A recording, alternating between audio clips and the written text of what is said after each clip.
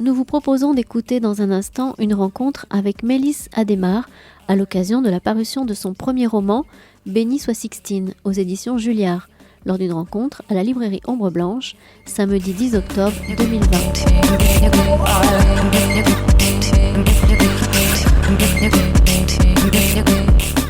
Très heureux d'avoir lu le premier roman de Mélisse Adhémar. D'abord, bonjour à toutes et à tous. Très heureux que vous soyez nombreuses et nombreux. C'est vrai que c'est, dans ces contextes très particuliers, c'est rassurant de voir que les rencontres en présentiel attirent encore du monde. Donc venez nombreuses et nombreux à ces rencontres littéraires d'Ombre Blanche. Premier roman de Mélisse Adhémar, Béni soit Sixtine, aux éditions Julliard. J'ai envie de dire d'entrée de jeu, pour un premier roman, bravo, parce que c'est vraiment, j'ai lu un certain nombre de premiers romans de la rentrée littéraire, je trouve que c'est un des meilleurs, voilà, je vous le dis d'entrée de jeu, Maëlys. C'est en effet, vous êtes journaliste indépendante, je crois que c'est ça, vous êtes de Toulouse, enfin vous êtes né dans la région, si je ne m'abuse. On va parler sûrement du Tarn, parce que le Tarn est un peu présent à travers le livre, on va parler de l'Aveyron également, on va voir pourquoi. On bénit soit Sixtine, et bien en deux mots, je vous passe la parole rapidement, rassurez-vous ensuite, c'est l'itinéraire, j'ai envie de dire, d'émancipation d'une femme, Sixtine. Pourquoi Sixtine ? Parce que c'est la 6e enfant d'une famille. Famille intégriste, catholique, on va voir pourquoi. Alors c'est vrai que c'est en effet un roman très sobre, j'ai trouvé à la fois, parce que vous auriez pu tomber aussi, le piège il était peut-être là finalement, c'était de faire finalement une description, une évocation très rude. Vous êtes assez sobre finalement dans cette évocation. Je trouve que les faits parlent d'eux-mêmes et on va voir que les personnages, pour certaines et certains d'entre eux, sont très gratinés. Je n'ai pas d'autres mots, mais on va le voir.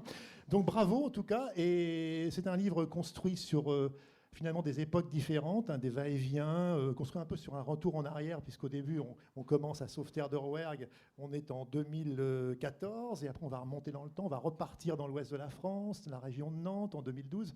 On va aussi découvrir, et ça c'est la grande force du livre aussi, un passé familial dont on ne dira pas plus évidemment, mais qui est intéressant et important dans le livre. Donc première question, peut-être toute bête, Maëlys Adhémar, quelle est la genèse de ce livre ? Est-ce que c'est un peu, question rituelle qu'on pose pour un premier roman ? Est-ce qu'il y a une part, bien sûr, d'autobiographie ? Quel a été le point de départ et l'envie d'aller finalement se saisir de ce personnage de Sixtine et de faire un très beau récit finalement d'une femme vers la liberté ? Voilà. Alors bonjour à tous. Donc Sixtine, c'est l'idée de cette histoire. En fait, moi j'écris depuis que je suis toute petite, depuis que j'ai 8 ans, j'écris des histoires. Donc c'était pas mon premier roman, c'est le premier qui est publié, mais j'en ai écrit d'autres. Et cette histoire, en fait, elle m'est venue assez naturellement. J'avais envie d'écrire une histoire d'abord autour de la maternité, autour d'une femme qui se libère avec son enfant. Et puis, donc moi, j'ai grandi dans une famille catholique traditionnaliste qui n'est pas tout à fait celle de Sixtine. Ça n'est pas autobiographique, puisque moi, je ne viens pas d'un milieu bourgeois, nantais. Je ne suis pas la 6e fille et je ne me suis pas mariée avec un homme tel que Pierre-Louis dans le roman, heureusement. Mais en fait, j'ai côtoyé des jeunes filles qui étaient des Sixtines en puissance quand j'étais enfant, puis adolescente. Je les ai côtoyées dans des camps qui ressemblent beaucoup aux camps que je décris dans le roman. Et en fait, j'ai retrouvé ces filles. Je me suis éloignée de ce milieu et puis je les ai retrouvées. Il y en a une que j'ai retrouvée autour de l'âge de 30 ans. Et elle avait 6 enfants, elle avait suivi tout le schéma classique. Elle s'était mariée avec un homme qui était dans les camps qu'on fréquentait enfant. Et puis surtout, elle m'a donné des nouvelles de toutes les filles de notre groupe d'amis. Et en fait, toutes, elles avaient suivi le même schéma classique et implacable, c'est-à-dire elles s'étaient toutes mariées jeunes à la fin de leurs études. Elles avaient toutes arrêté de travailler et elles avaient toutes plein d'enfants. Et c'était comme ça, il n'y avait pas d'autre solution, malgré les bonnes études qu'elles avaient pu faire. Donc c'était vraiment... je me suis dit, c'est fou, j'aurais pu devenir comme ça. Moi ou mes sœurs, on aurait pu devenir comme ça, on aurait pu suivre ce schéma-là. Et j'ai eu envie d'imaginer comment une de ces filles qui se marie, rentre dans ce milieu-là, qui est un milieu très fermé, puisque les gens, ce sont des familles nombreuses, ils vont dans des camps où ils se retrouvent entre eux, mais ils vont souvent dans des écoles aussi intégristes, ou des écoles hors contrat, donc ils n'ont aucune fenêtre d'ouverture sur le monde. Comment une jeune fille comme ça pourrait un jour ouvrir ses yeux, découvrir des gens différents, et qu'est-ce qui pourrait se passer à ce moment-là ? Ça a été vraiment le point de départ. Et là, j'ai eu comme un flash, j'ai eu l'histoire de Sixtine qui m'est apparue un peu comme un film, j'ai eu le film dans ma tête. Et je me suis dit, maintenant, il faut l'écrire. Alors, vous êtes mis à écrire donc à ce moment-là. Et Ouais. alors, j'ai parlé du Tarn parce que c'est vrai qu'on voit dans le livre, en effet, il y a notamment cette abbaye sainte scolastique de Dournes. Alors Dournes, c'est bon, vous devez connaître, je pense, c'est entre Revel et Castres, un petit peu pour situer. Est-ce que ce lieu et qu'est-ce qu'il incarne dans le livre, est-ce qu'il est important pour vous? Vous y avez peut-être fait, vous y avez fait Je suis un partie séjour, c'est là-bas, ça? en fait, pour commencer le processus d'écriture, pour m'éloigner un peu, sortir un petit peu du monde dans lequel je vis. Je suis partie au monastère Sainte-Scolastique à Dournes avec ce sont des religieuses bénédictines. Et donc c'est le silence, elles vivent derrière la clôture, donc c'est un lieu très silencieux mais très accueillant à la fois. Ce sont des religieuses assez ouvertes qui n'ont rien d'intégriste. Mais moi, ça m'a permis déjà de m'isoler, d'être dans un lieu au calme, un peu hors du monde. Et puis aussi, c'est quand même bercé par toutes les prières qu'il y a à partir de 5 heures du matin jusqu'au soir. Et donc, ça m'a permis de m'imprégner aussi de cet univers de piété, de foi, de prière, voilà, que j'ai voulu aussi, dans lequel j'ai voulu imprégner l'histoire de Sixtine. Oui, univers de piété, de foi qui ponctue, j'ai envie de dire, le roman, puisque les chapitres ont des titres empruntés un peu à la Bible, en fait, avec à chaque fois, finalement, le point de départ de chaque chapitre, c'est en effet ce titre inspiré de la Bible, et à la fois comment on peut peut-être discuter de ça, remettre un peu en question, voilà, c'est un peu ça, en fait. Et c'est vrai que la prière personnelle, prière intime, irrigue un peu le livre, puisque Sixtine, à plusieurs reprises, fait sa prière. Il ne s'agit pas de remettre en cause, je précise d'entrée de jeu, la foi personnelle. C'est important de le souligner. C'est vraiment individuellement, elle est toujours tiraillée entre plusieurs. On voit bien dans le livre la difficulté qu'elle a de choisir parfois entre son aspiration à la liberté et puis aussi ses références à Dieu. Donc c'est important de le dire, je trouve. Oui, moi je voulais pas du tout faire quelque chose d'anti-foi, que ce soit anti-foi chrétienne ou autre. Je voulais pas du tout attaquer la foi, qui est quelque chose de personnel et de tout à fait respectable pour ceux qui croient. Mais je voulais par contre montrer les dérives d'un milieu qui est le milieu catholique intégriste, qui est un milieu intégriste comme il y en a d'autres dans d'autres religions. Je ne sais pas si vous connaissez un peu le milieu catholique intégriste. En fait, c'est une frange de l'Église qui a rompu carrément avec le Vatican. Après Vatican II, qui a considéré que l'Église était en faute, s'était trop tournée vers le modernisme, vers l'homme, c'était trop ouverte, qui donc a décidé de se refermer. Donc il y a plusieurs courants. Il y en a un, le plus connu, qui a commencé à ordonner des évêques, carrément, ce qui est réservé au pape. Et donc, voilà, aujourd'hui, les milieux catholiques intégristes, ils sont assez... Il y a plein de petites chapelles, ils sont assez fermés. Ce sont des familles avec beaucoup d'enfants. Il y a les familles aristocratiques très bourgeoises. Nous, quand on allait dans des camps étant enfants, c'était toujours reçu dans des immenses propriétés, châteaux en Bretagne ou dans l'Ouest. Enfin, voilà, ils ont quand même des appuis assez forts, mais ils sont très dispersés, donc on les connaît pas très bien. On a l'impression que c'est quelque chose qui n'existe pas vraiment. Et c'est vrai que moi j'avais envie de montrer ces dérives-là, parce que chaque année, il y a beaucoup d'enfants qui naissent dans ces familles, qui n'ont pas le choix, qui grandissent dans des familles très fermées, qui vont dans des écoles et pour qui vraiment la pratique religieuse telle qu'elle leur est montrée est imposée. Il n'y a pas d'autre solution que des prières quotidiennes. Si on ne va pas à la messe, c'est un drame. Si on ne se marie pas avec quelqu'un d'obédience catholique intégriste, même s'il est catho, c'est un drame aussi. Enfin, c'est vraiment un milieu qui n'accepte pas un choix personnel différent de celui imposé. Oui, on le voit bien à travers, en effet, les prises de position, le rejet de Vatican, le rejet de Jean-Paul II. C'est assez intéressant du point de vue aussi. C'est pas bien sûr, c'est un roman. Je m'empresse de le préciser, mais il y a une dimension, je veux dire, très intéressante aussi au passage.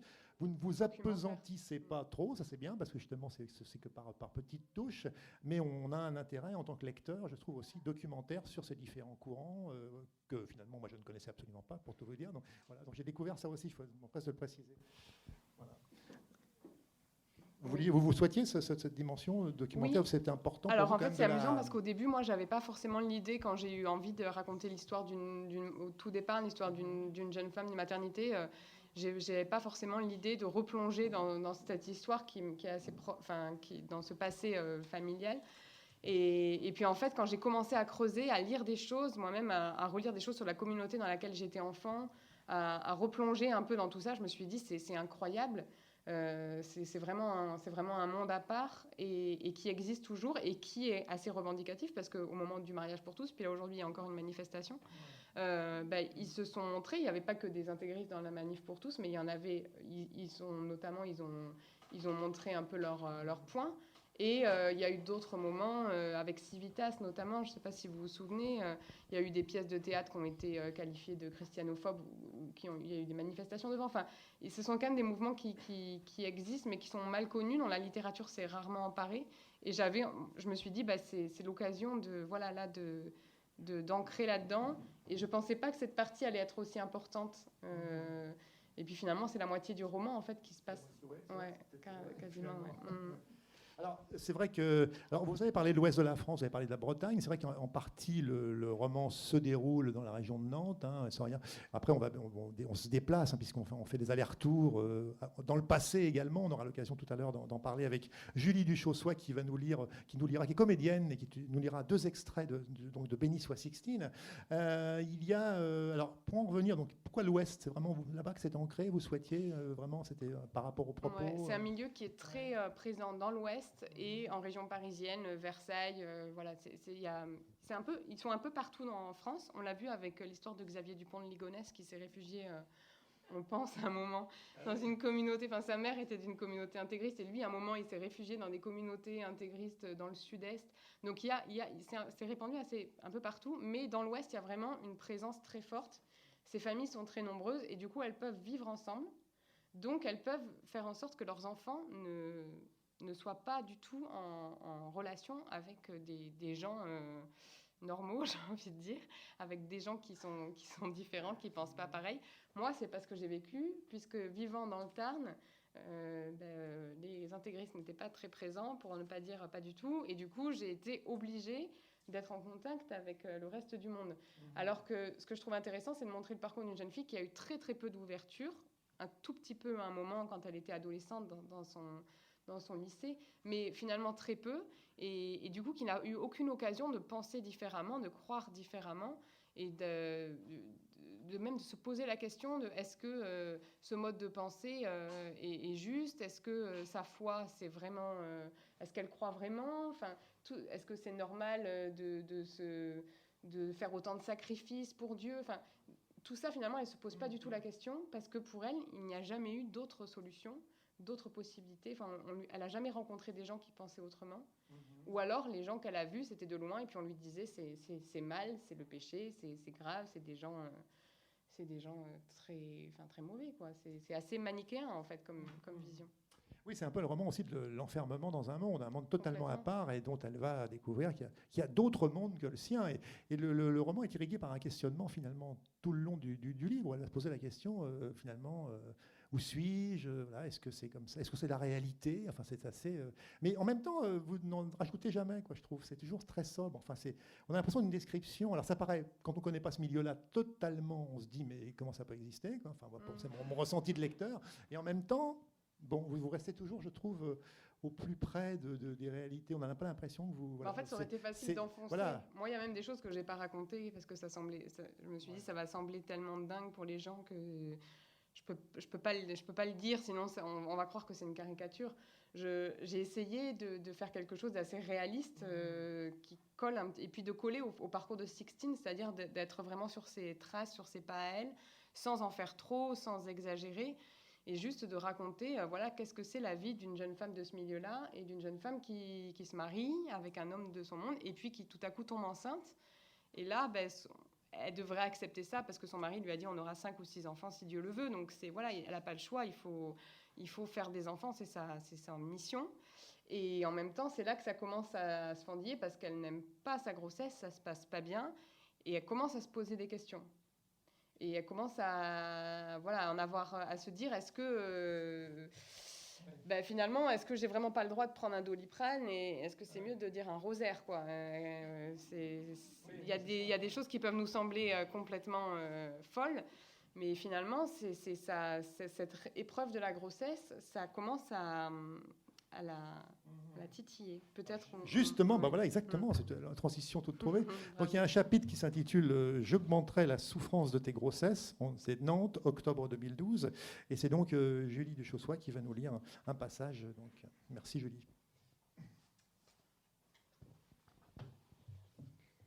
Sixtine se retrouve seule dans la grande maison bourgeoise qui est la sienne. Il y a 5 chambres vides. Combien de vomis dans le caniveau devra-t-elle faire pour parvenir à les remplir ? L'abattement l'emporte. Tant pis pour ses souliers maculés, ils attendront demain. Il faudrait se ressaisir, prier Sainte Marguerite, préparer un cake sucré pour accueillir correctement sa belle-sœur Élisabeth demain à 11h. Elle est étudiante dans un double cursus, droit et histoire. Pas encore mariée, affublée des mêmes cheveux frisés et courts que sa mère, du même caractère, voix forte, poitrine puissante, joues rouges. La passion d'Élisabeth s'appelle la généalogie. Le service des archives départementales et celui des archives de l'évêché de Nantes la connaissent très bien. Elle est leur plus jeune et plus fidèle abonnée. Bien sûr, Élisabeth a fait l'arbre généalogique des Sus de la Garde. Elle est remontée jusqu'au XIVe siècle. Il y aurait même du sang royal dans les veines de Madeleine. Préparez un cake, donc. Même si Sixtine n'a aucune envie de battre des œufs, d'ajouter du lait, de la farine, du sucre, des fruits secs. La seule image de ces ingrédients lui donne des hauts le cœur. Elle manque de vomir à nouveau en ouvrant la porte du frigo. Le cake attendra demain, comme les mocassins et la prière du soir. Sixtine s'affale sur le lit conjugal, une bassine posée sur la table de nuit de Pierre-Louis, à côté d'une photo encadrée du frère André, mort 1 an plus tôt en état de sainteté, et d'une reproduction du Saint-Suaire. Le visage souffrant du Christ devrait rappeler Sixtine que Dieu, son Sauveur, a tant donné pour les hommes pécheurs. Ce que je vis à côté des souffrances de Jésus-Christ n'est rien, rien qu'un vomi sur le macadam. Mais Madame Sus de la Garde ne regarde même pas les traits du Rédempteur. Ses yeux se fixent sur la bassine bleue en plastique, puis tombent sur son téléphone où apparaît le nom « Maman ». Merci beaucoup. On voit, alors moi je trouvais que, comment dire, alors Pierre-Louis Sus de la Garde, donc c'est donc voilà son mari avec qui elle se bon. Alors il y a tout quand même un thème important qu'il faut signaler, c'est aussi la libération, j'ai envie de dire, sexuelle de son corps, parce qu'en fait, elle a eu à un moment donné, on ne va pas raconter bien sûr le roman, mais c'est pas très floré de le dire, mais des sensations dans l'adolescence avec Maxime, si je me souviens bien. Bon voilà, il y a un peu cette nostalgie quand même de la sensualité. Bon, et c'est vrai que bon là, on est dans un rapport charnel pour le coup qui va à l'essentiel, qui est en fait celui de en fait, il faut procréer, quoi. Ça se résume vraiment à ça, quoi. Et il y aura quand même toute cette appropriation de son corps qui va finalement aussi être très présent et très important dans cette quête de libération personnelle. Vous ne trouvez pas Si, complètement. Ouais. Moi, c'est vraiment quelque chose qui m'a marqué parce que quand j'avais 22 ans, j'ai retrouvé à Paris une amie du milieu catholique intégriste qui était prof de biologie en attendant de se marier. Et elle m'a dit textuellement, le plaisir sexuel féminin n'existe pas. Et c'était quelque chose qu'elle croyait, elle y croyait dur comme fer. Et pour elle, la virginité avant le mariage était vraiment essentielle. Enfin, c'était un péché très grave que de ne pas respecter ce commandement-là. Et en fait, moi, toute mon enfance, toute mon adolescence, alors plutôt à l'adolescence, c'est vrai qu'il y avait énormément de tabous sur la sexualité, pour les hommes comme pour les femmes, mais encore plus pour les femmes. Et vraiment, donc on n'en parle pas, on ne dit rien. Et puis, le jour du mariage, il y a des jeunes femmes qui se retrouvent, et même des jeunes hommes qui se retrouvent dans ces milieux-là à ne pas savoir comment on fait. Et il y a des cours, il y a même des cours d'éducation, ça peut sembler dingue, mais alors c'est des prêtres qui les donnent, donc je ne sais pas trop en quoi ils peuvent les aider, mais bon. Il y a des cours d'éducation à la vie conjugale pour leur apprendre à avoir des relations sexuelles dans l'objectif de faire des enfants. Et alors, l'autre point important, c'est que pour les catholiques intégristes, en fait, l'acte sexuel n'est possible que dans l'objectif de faire des enfants. C'est-à-dire que même dans un couple, on ne peut pas avoir des relations sexuelles si ce n'est pas si on empêche, on va dire pas de contraception, mais même pas de contraception naturelle, et donc pas de relations sexuelles enceintes. Parce qu'on est déjà enceinte, donc on ne peut pas faire un enfant. Donc c'est vraiment, l'acte est vraiment orienté uniquement vers la procréation. Et en fait, Sixtine, donc, quand elle était adolescente, elle a eu des sensations, elle a été, voilà, comme toutes les jeunes filles, un petit peu attirée par ça. Et puis tout de suite, elle a vu le couperet du péché, parce que c'est considéré comme un péché mortel. Ça veut dire, si vous mourrez, vous allez en enfer. Donc c'est très grave. Du coup, c'est à la fois attirant et à la fois interdit. Donc c'est très compliqué, en fait, pour ces jeunes filles de faire leur chemin. Et donc la solution la plus simple, c'est de bloquer tout, de dire ça m'est interdit et j'attends le jour de mon mariage. Et donc le jour du mariage, souvent c'est pas génial, quoi, parce que avec quelqu'un qui sait pas comment faire, et enfin c'est un peu atroce, quoi, comme et d'ailleurs sa nuit de noces est assez horrible. Et c'est vrai que moi j'ai entendu des jeunes filles qui m'ont raconté ça, qui m'ont raconté leur nuit de noces. Et c'est affreux, parce que du coup elles ne vont jamais connaître le plaisir, puisqu'après c'est uniquement et donc moi j'ai vraiment eu envie que Sixtine, ce soit quelque chose aussi qui la traverse, c'est-à-dire qu'à un moment, quand elle se prend la fuite, elle est attirée par quelqu'un qui est à l'opposé de son monde. Et ça, c'est quelque chose qui peut arriver à tout le monde, une attirance. Et qu'est-ce qui se passe à ce moment-là? C'est ça que j'ai eu envie aussi d'explorer en elle, c'est qu'est-ce qui se passe pour une jeune fille qui est aussi enfermée dans une vision aussi sacralisée et très fermée du sexe. Qu'est-ce qui peut se passer à un moment quand elle est attirée physiquement par une personne qui n'est pas catholique, qui n'est pas son mari? Qu'est-ce qui se passe? Comment elle peut s'éveiller à tout ça? Comment elle peut gérer tout ça? Est-ce qu'elle va et ça va aller par différentes étapes, puisque il y a des fois où Sixtine va se revenir à une espèce d'autoflagellation, parce que c'est très dur de se libérer de cette emprise.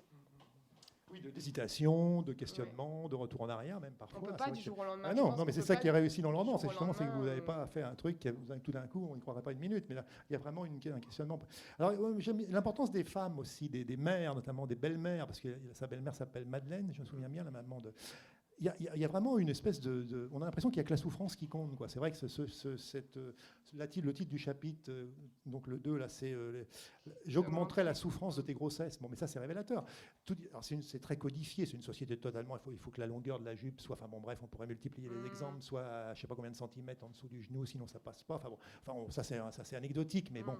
Mais on a l'impression, finalement, qu'il faut à chaque fois souffrir faut endurer. Alors, de toute façon, là, c'est son premier enfant, donc après, elle va avoir de l'expérience. Lui dit la belle-mère, ça va aller. Mais il y a vraiment quand même, c'est ça que je l'ai lu comme ça. Moi, je trouve que en fait, il y a une sacralisation de la souffrance. Je pense qu'il y a ça un peu dans tous les intégrismes religieux, de toute religion, et en particulier pour les femmes par rapport à tout ce qui est la grossesse, la sexualité, les enfants. C'est que c'est quelque chose qui est inné. Elles doivent le vivre comme ça. Et alors en plus, chez les catholiques intégristes, il y a vraiment cette vision, il faut souffrir pour Dieu, c'est le péché originel. Donc on retrouve ça aussi dans l'Église catholique, mais encore plus chez les intégristes, de façon beaucoup plus marquée.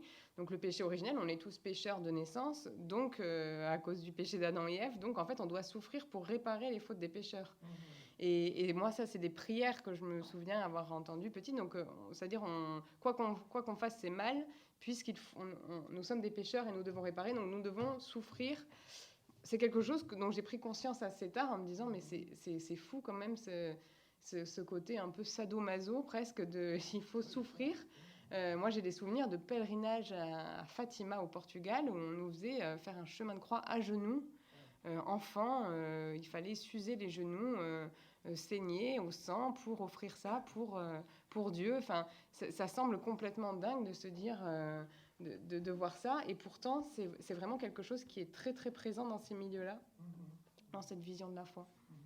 Je parlais des femmes parce que, bon, il y a Pierre-Louis Sude-Lagarde, son mari, mais il y a un personnage intéressant, je trouve, qui est Bruno, je crois qu'il s'appelle Bruno, qui est le père de Sixtine, qui finalement est là. Il a un rôle important, mine de rien. Enfin, il est toujours un peu en retrait quand même. On a l'impression quand même que c'est les femmes qui sont là. Bon.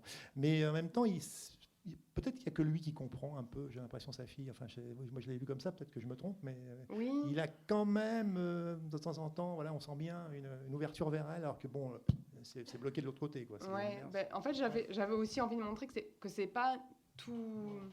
c'est pas tout noir ou tout blanc. C'est-à-dire les gens de ces milieux-là, ils sont pas tous des caricatures d'eux-mêmes. Il y en a qui se sont enfermés dedans, il y en a qui sont vraiment complètement à fond dedans, qui peuvent pas accepter les différences. Et puis il y a des gens qui sont plus ouverts de nature et qui acceptent. Et c'est le cas de Bruno, le père de Sixtine. Quand il voit sa petite fille qui souffre, qui est malheureuse, il a envie de l'aider. Quand il a une de ses filles qui est rentrée au monastère, il l'a pas très bien vécu. Il a eu le sentiment qu'on lui piquait un peu sa fille.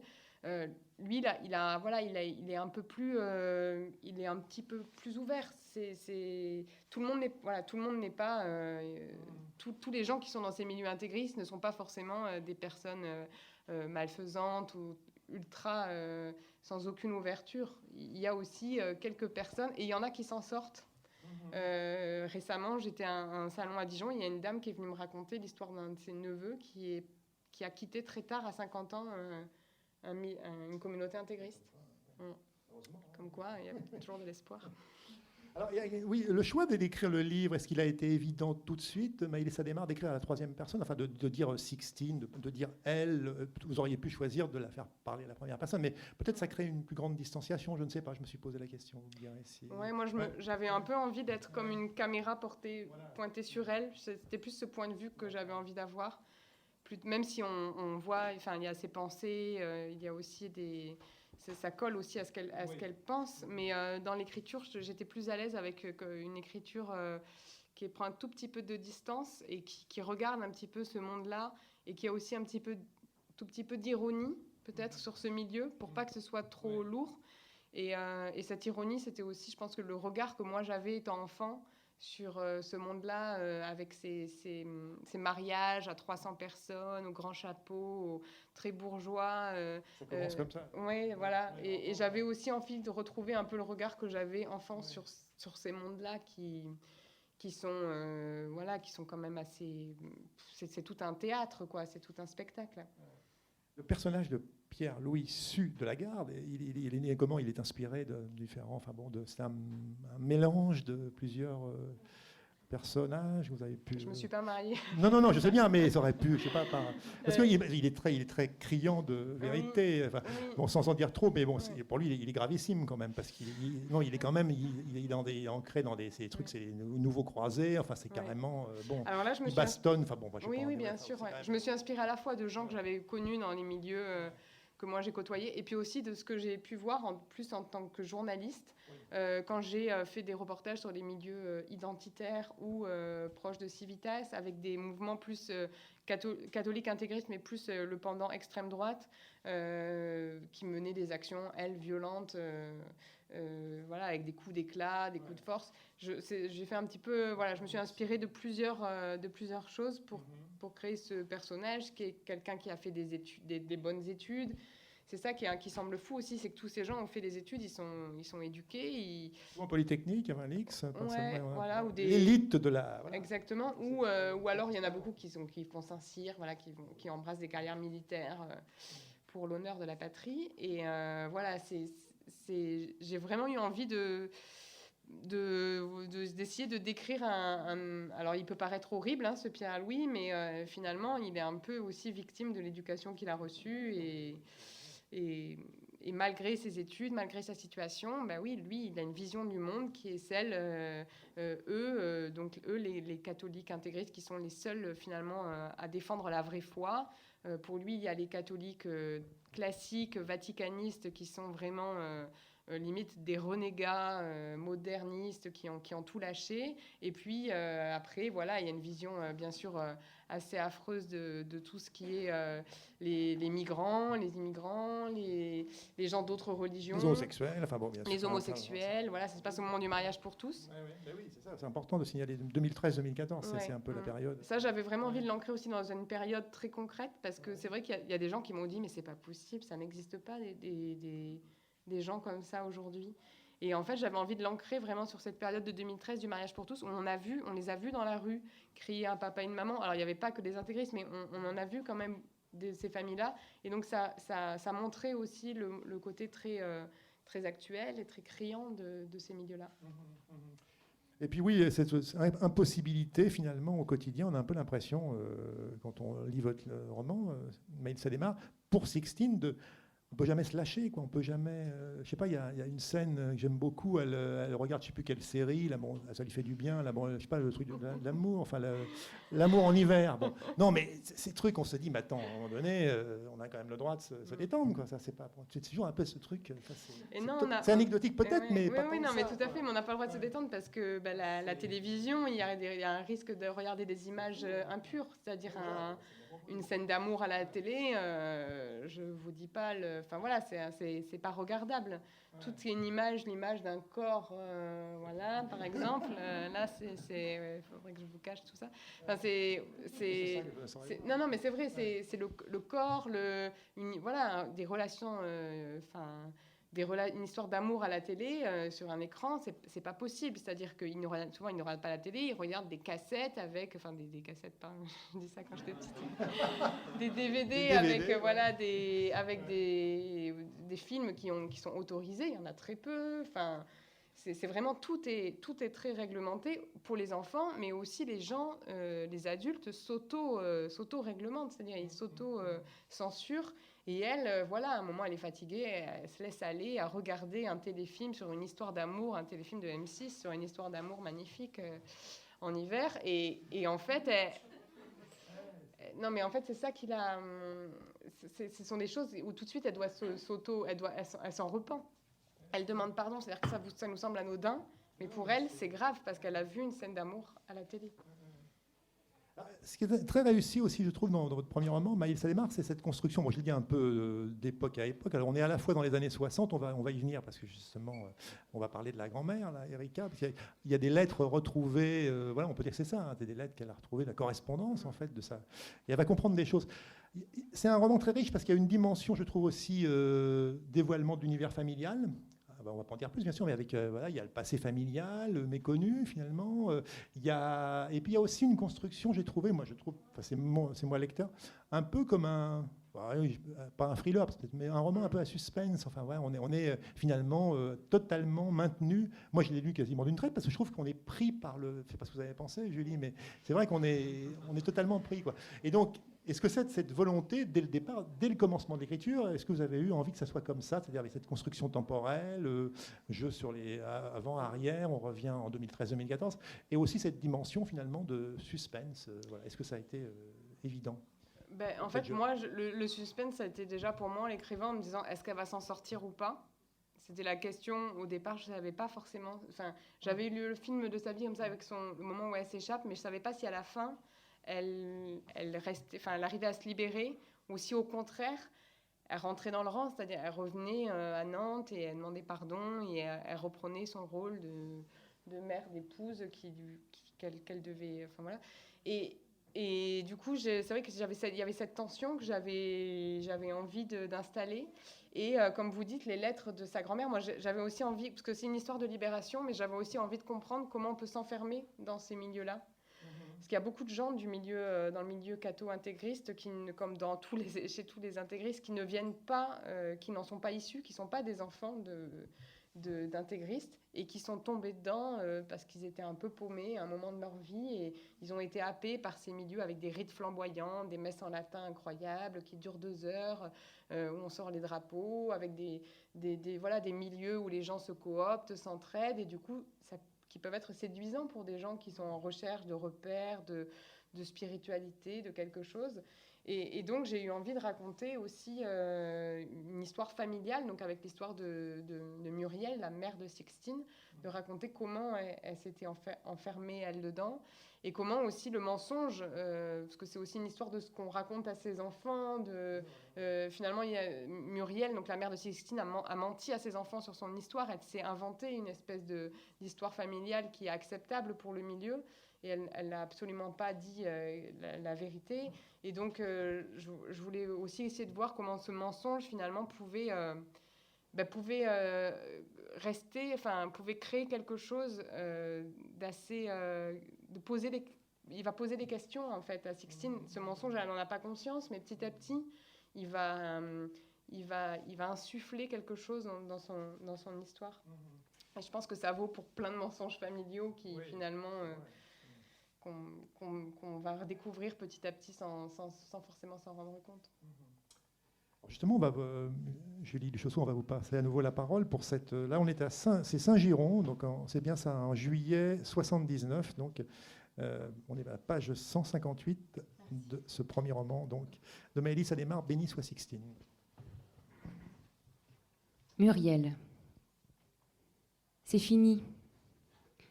Sylvie est partie de Loubercenac par le train. Ils étaient seulement 3. 3 survivants du rêve des premiers jours du monde qui suivit ce printemps 1968. Petit à petit, certains s'étaient déjà installés ailleurs, dans des fermes des environs. D'autres avaient repris le chemin de Marseille, de Paris, des villes grises. Ils ont refermé le livre des songes, retrouvé la vie d'avant, refermé les barreaux de la cage. Qui sommes-nous pour regretter cela ? Dan et moi n'avons pas supporté longtemps la communauté de Loubercenac. Nous avons quitté le navire bien vite, mais sa présence nous rassurait, phare réconfortant. Heureusement, la troupe est toujours vivante. Elle s'élargit, s'enrichit, crée, imagine toujours. Nous transmettons nos rêves à des inconnus, sans parvenir à les glisser dans le cœur de notre fille. Je te regarde, ma jolie petite fille de 15 ans. Tu ne portes plus ces pantalons à pattes d'éléphant, ni ta tresse africaine dans les cheveux. Tu les as fait couper au carré court. Ça te va bien. Tu fais femme. Je te dis que tu es belle, tu rougis. Je te demande si tu as un petit copain. Tu me réponds, mes études m'occupent beaucoup. Je crois que tu t'ennuies pendant ces vacances à Saint-Giron. La cour de la ferme du Billot ne t'intéresse pas. Repeindre la roulotte non plus. Le bal à la salle des fêtes, ça ne te dit rien. Tu n'as pas voulu aller à l'anniversaire de la fille de Didier. Tu n'es plus vraiment copine avec Marie-Liesse Berthier, tu dis qu'elle a changé. Tu nous parles d'une autre fille de ton internat, elle s'appelle Camille. Tu ouvres encore la bouche. Camille va partir dans une pension à Fangeau. Il y a une spécialité violon, le niveau est excellent, je veux y aller moi aussi. Nous n'avons rien d'autre à dire, seulement acquiescer. Oui, si tu le veux vraiment. Un autre lycée privé catholique. Tu porteras un uniforme. Tu souris en entendant notre réponse. Qui suis-je pour m'opposer à tes désirs ? À 16 ans, je n'ai pas demandé la permission à Sacha. Je l'ai prise dans son dos. J'ai quitté les prières, les corvées, les obligations, les interdits perpétuels, les « ne te fais pas remarquer », les « tu me fais honte ».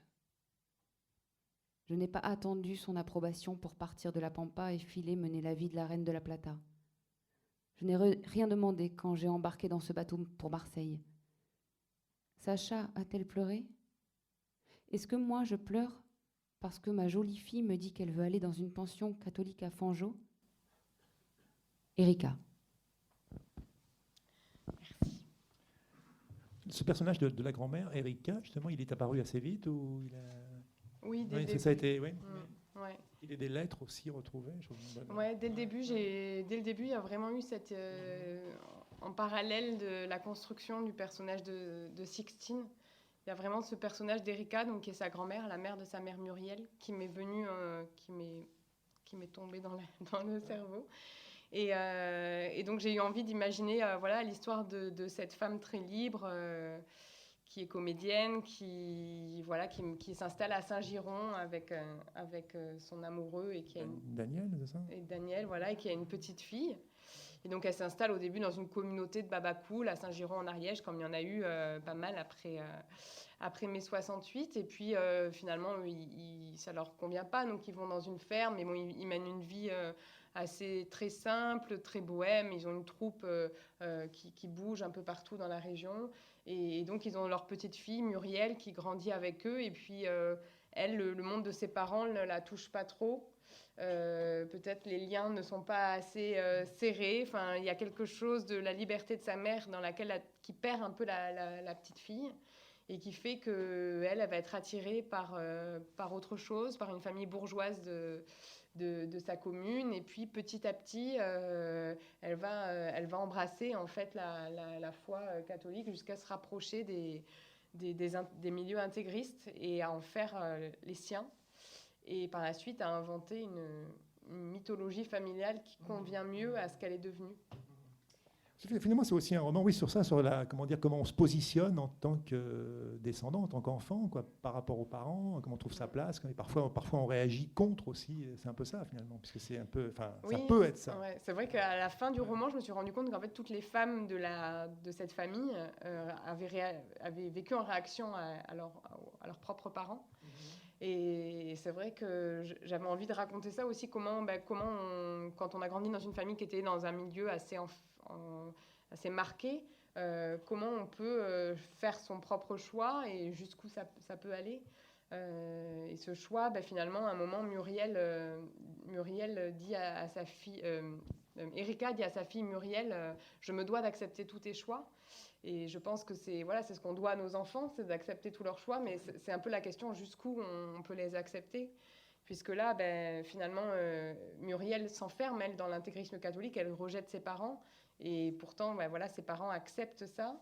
Et à l'inverse, Muriel, elle n'acceptera jamais que sa fille desserre un tout petit peu les liens.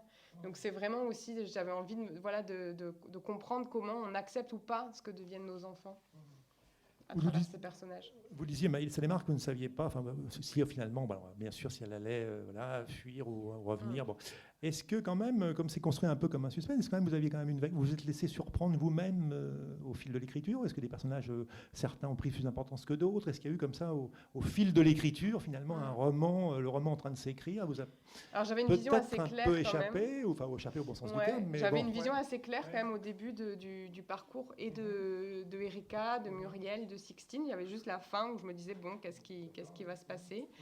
Mais après, il y a des personnages, les personnages secondaires de sa fuite qui sont apparus, eux, un petit peu. C'est-à-dire, je savais qu'elle allait partir à Sauveterre de Rouergue, en Aveyron, qu'elle allait s'échapper là-bas. Et là-bas, je ne savais pas trop ce qu'allait se passer pour elle. Et en fait, ça a été un petit peu au fil de l'écriture qu'il y a eu ces rencontres. Elle a rencontré des gens qui sont très différents d'elle. Et ce sont eux, en fait, elle a été attirée par la différence, elle a été attirée par des gens qui ne lui ressemblaient pas, et ce sont eux qui l'ont ouverte. Ces personnages, ils vous ont un petit peu surpris vous-même. Enfin, complètement. Même, c'est vrai, c'est des personnages surprenants, aussi bien au niveau de la religion catholique, parce que pour le coup, un curé qui n'a strictement rien à voir, mais alors avec le premier curé intégriste, pour le coup, c'est l'opposé. Quoi. C'est vrai que comme quoi, elle découvre aussi, finalement...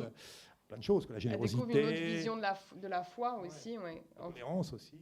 En fait, je trouvais ça important qu'elle ait... Parce que c'est vrai que pour les intégristes, finalement, les catholiques, les classiques, ils ont perdu du terrain. Et ce qui est vrai, c'est qu'il y a de moins en moins de pratiquants. Et donc, pour eux, la messe de paroisse comme ça, lambda, c'est un peu... C'est pas intéressant, quoi. C'est pauvre, c'est pas intéressant. Il n'y a pas beaucoup de monde, il n'y a pas de belles chorales. Et là, j'avais envie que le personnage du prêtre, il soit lui mu par autre chose que par les rites, etc., mais plus par la défense de la solidarité, la défense des autres, qui sont des valeurs qui sont aussi très présentes dans la religion chrétienne à la base, que les intégristes ont complètement oublié. Mais je voulais aussi montrer je voulais pas qu'il y ait une vision trop manichéenne de la religion catholique. Je voulais aussi montrer qu'il y a aussi ce pendant-là, avec ce prêtre ouvrier très engagé, très ouvert. Voilà, je voulais qu'il y ait un petit peu toutes les différentes dimensions. Vous penseriez éventuellement, c'est une question que je pose souvent, j'essaie des marottes comme ça, mais j'y vais quand même, à une éventuelle adaptation, je ne sais pas, cinématographique de votre roman. Alors il y a déjà... Il pourrait y avoir, parce que c'est vrai qu'on a différents lieux, ça c'est intéressant, enfin, la construction du livre est déjà en quelque sorte un peu... Donc voilà, moi je me suis posé la question en vous lisant. Alors moi personnellement non, mais il y a déjà plusieurs propositions de rachat des droits audiovisuels pour une série. Ouais, pour une série. Donc c'est bien.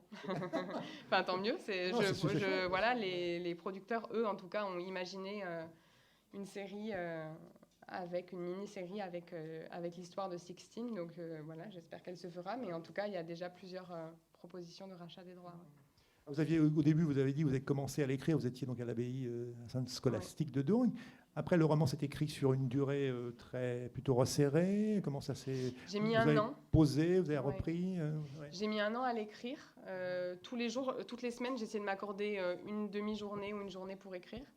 Et puis j'ai eu la chance de partir pendant presque un mois au Costa Rica en voyage avec mon petit garçon. Et là, j'ai beaucoup écrit pendant cette période-là, et notamment écrit sur la fuite de Sixtine, parce que moi, je ne fuyais pas, mais j'étais un peu comme elle, toute seule avec un enfant. On va parler de l'enfant, on va en parler, tiens, c'est vrai qu'il faut en dire deux mots quand même, parce que c'est très important. Et du coup, c'est vrai que ça a été un endroit très, très formidable pour écrire, parce que loin de tout, donc loin de la famille, loin de certaines choses qui m'auraient peut-être gênée pour libérer l'écriture. Donc c'était très bien comme résidence d'écriture qui n'était pas vraiment une résidence. Mais... Et ça a été probant là-bas, vous avez vraiment pu... j'ai beaucoup avancé là-bas. Ouais. C'est vrai que ce personnage du petit garçon, il est très important, parce que finalement, voilà, c'est peut-être grâce aussi à lui que, voilà, enfin je ne vais pas en dire plus, mais c'est vrai que peut-être c'est ça qui permet aussi... cette émancipation, peut-être. Complètement, ouais. Moi, je me suis dit, comment une fille comme ça pourrait se libérer ? Et il y avait deux préalables. Le premier, je ne vais pas le dire parce que sinon, ça va spoiler toute l'histoire. Et le second, c'était l'enfant, en fait. C'est vrai que moi, je pense que la maternité peut être, pas toujours, mais elle peut être libératrice. Parce que pour on est prêt à tout pour son enfant. C'est un tel élan d'amour qu'on est prêt à tout pour cet enfant. Et c'est assez fou parce que depuis que j'ai écrit le livre, il y a des femmes qui m'ont écrit en me disant mais moi, par exemple, j'ai eu le courage de quitter mon mari qui était agressif après la naissance de mon enfant. Enfin, vraiment des gens qui n'ont pas, c'est pas en dehors du milieu catho-intégré ce qui est décrit, qui ont retenu voilà, cette histoire de libération par l'enfant, parce que Sixtine, en fait, c'est l'amour qu'elle a pour son enfant. Elle se dit, je peux pas le laisser grandir dans ce milieu-là, on va me l'accaparer, on va forcer des choses pour lui. En fait, elle veut autre chose pour lui, elle veut le meilleur pour lui, et donc elle part avec lui, et petit à petit, en grandissant, elle se pose des questions aussi sur elle, ce qu'elle a vécu enfant, et elle se dit, est-ce que moi, ce que j'ai vécu enfant, je vais vouloir que mon enfant le vive ? Et en fait, c'est là aussi où petit à petit, elle se libère, parce qu'elle, son enfant, elle a tellement d'amour pour lui qu'elle n'a pas envie qu'il souffre, qu'il soit dans le sacrifice perpétuel. Elle a envie qu'il soit heureux, tout simplement. Et donc, ce constat très simple, en fait, va la pousser petit à petit à se libérer de plein de schémas, d'obligations, de choses qui l'a bridée. D'ouvrir un peu les vannes, quoi, d'essayer. Complètement, oui. C'est vrai que c'est un magnifique roman aussi sur l'amour, en fait, d'une mère pour son fils, et inversement, dans un environnement, en plus, où ils peuvent s'épanouir. Voilà. On va peut-être vous passer la parole au public. Maïs Adhémar, questions, des remarques, des réflexions à propos de ce premier roman, donc Béni soit Sixtine, aux éditions Julliard. On ne vous passe pas le micro, c'est pas qu'on ne vous aime pas, mais les conditions sanitaires nous obligent. Donc si vous voulez prendre la parole, bien évidemment, vous vous exprimez de votre place. Oui, allez-y. C'est pas tout à fait sur le livre que va porter ma question. Vous avez dit en introduction que vous aviez déjà écrit de nombreux romans, mais qui n'avaient pas été édités. Qu'est-ce qui a fait que celui-ci a séduit un éditeur ? Et est-ce que vous, en l'écrivant, vous avez eu conscience d'aller plus loin dans votre écriture et que vous touchiez quelque chose qui allait faire écho ? Oui, les autres textes que j'avais écrits, je les avais écrits très jeunes, donc je pense qu'ils étaient sympas à lire pour mes sœurs ou pour mes copines, mais peut-être pas, ça allait peut-être pas plus loin.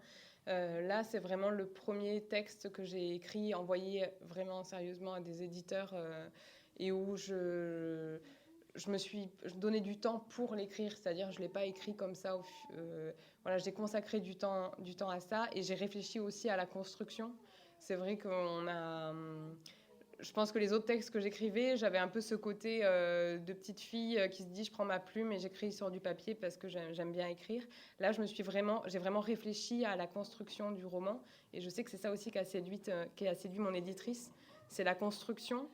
Et puis d'avoir une certaine rigueur aussi sur la description du milieu, des gens, des lieux. Enfin, après, je sais pas comment. C'est un peu un concours de circonstances qu'un roman soit édité. Moi, ça a été ça. Hein. Ça a été un petit peu un coup de chance, puisque c'est Vanessa Springora, mon éditrice, et c'était le premier roman qu'elle sortait en tant que directrice de Julliard. Et donc, elle a cherché un texte. Et mon texte lui est arrivé un peu par hasard, par des amis, en fait, de mes amis par des connaissances voilà, dévié. C'est arrivé sur son bureau et donc ça a été un peu un coup de chance pour nous deux de se rencontrer comme ça. Je ne saurais pas expliquer trop. Après, voilà, c'est assez subjectif le fait qu'un livre soit publié ou pas. Il y en a tellement de gens qui proposent et beaucoup de livres édités, mais finalement peu par rapport aux propositions. Oui, monsieur. Est-ce que vous connaissez le roman qui s'appelle Le Petit-Fils, que j'ai lu par hasard juste avant le vôtre? Pas du tout. Qui est un roman américain qui a dû sortir il y a 1 ou 2 ans, traduit en français cette année, et qui a un certain nombre d'analogies parce qu'il se passe dans les milieux intégristes américains, une secte protestante. Le petit-fils, c'est l'histoire des relations entre un couple de grands-parents et ce petit-fils qui est, par le biais de sa mère, absorbé dans un milieu ultra-intégriste et un milieu dans lequel on ne soigne pas, on prie. Et comme il se trouve qu'il est diabétique, donc ça finira mal. Et j'ai trouvé, en lisant les 2 romans l'un après l'autre, qu'il y avait vraiment des analogies dans la mesure où ce sont ces milieux intégristes qui vont à un point qu'on n'imagine pas. Là, c'est les milieux catholiques français, dans l'autre roman, c'est les milieux protestants américains, mais il y a de fortes ressemblances. Oui, mais je pense qu'entre tous les milieux intégristes, il y a des ressemblances. Moi, j'ai vu récemment Unorthodox, la série sur Netflix, je ne sais pas si vous l'avez vu. Et finalement, c'est pareil, c'est-à-dire que dans tous ces... Chacun a ses propres... à ses propres rites, à ses propres interdits, mais finalement, il y a beaucoup de choses... Les gens s'y retrouvent dans un côté assez borné, finalement, où on croit, on pratique ce qu'on croit et rien d'autre, quoi. À côté, la médecine, la science, finalement, peut n'avoir aucun poids à côté de la force de la foi ou de Dieu, de la façon dont on voit Dieu. Ouais. Donc il y a des similitudes, en tout cas, entre tous les milieux intégristes. Ouais. Oui, madame.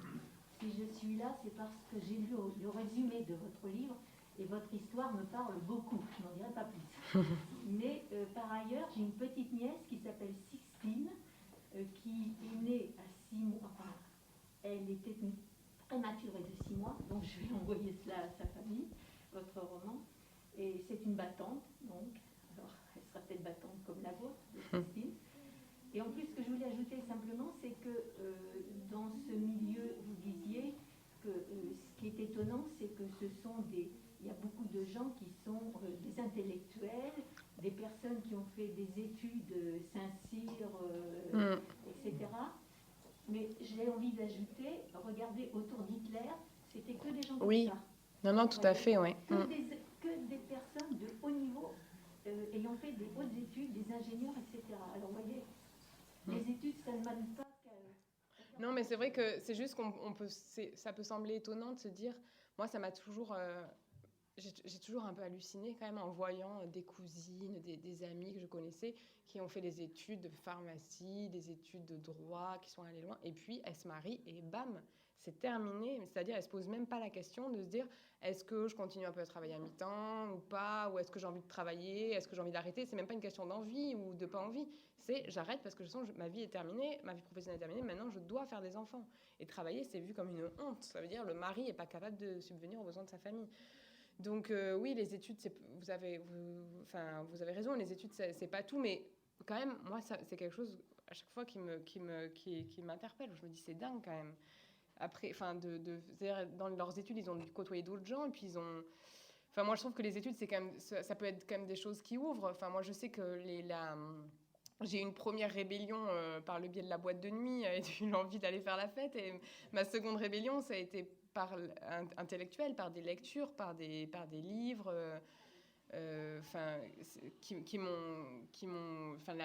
les études peuvent quand même ouvrir les gens. Elles sont censées ouvrir les gens. Ça devrait être ça. Donc c'est dommage quand c'est pas le cas, mais je crois qu'il y a une question. Oui. Question au fond, oui. Bonjour. C'est toujours un peu délicat d'écrire sur son propre milieu. Je voudrais savoir si vous pouvez poser la question avant de l'écrire, de savoir comment ça allait être reçu. Et si après, quel a été l'accueil de... Alors peut-être pas tes parents, je pense qu'ils ont été assez ouverts pour... Mais un peu plus la famille.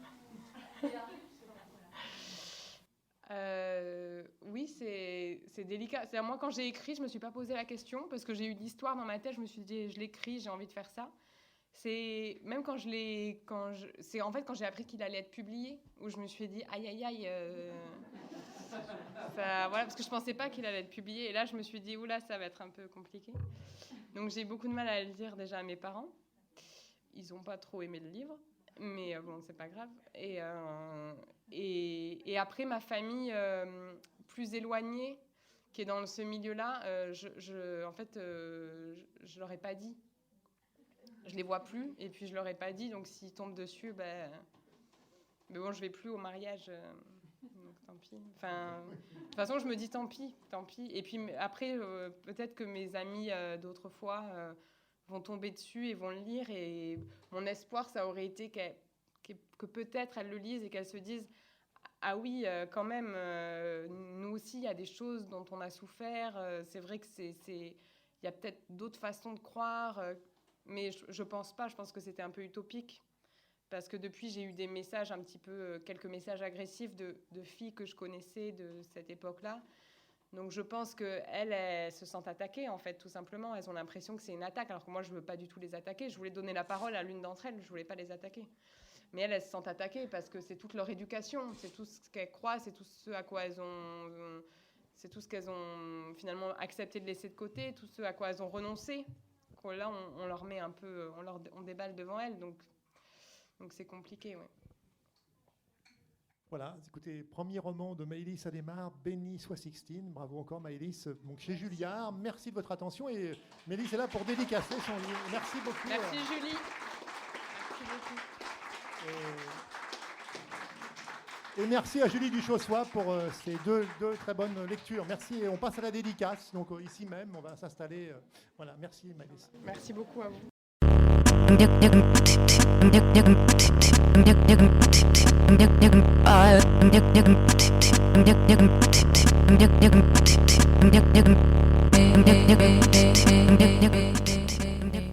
Vous venez d'entendre Maëlys Adhémar, jeune autrice du roman Béni soit Sixtine, publié chez Julliard lors de sa venue à la librairie Ombre Blanche, samedi 10 octobre 2020.